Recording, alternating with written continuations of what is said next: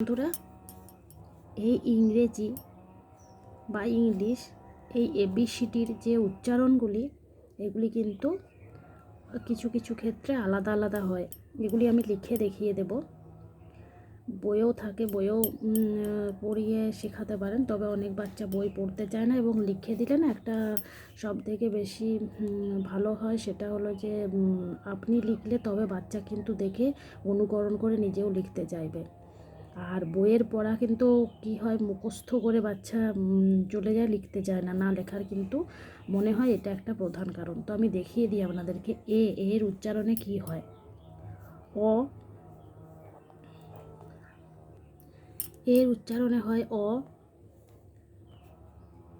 আ,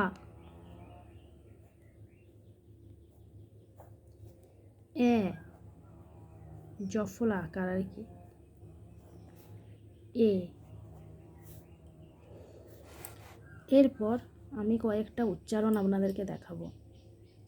এ double L all হয়, all all.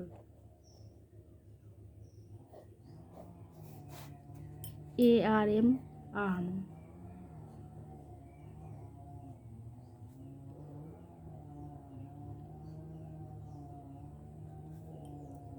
M A T mat.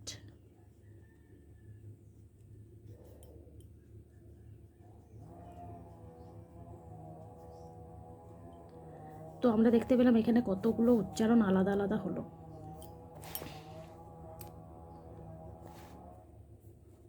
তো যদি ভিডিওটি ভালো লাগে অবশ্যই একটা লাইক করবেন।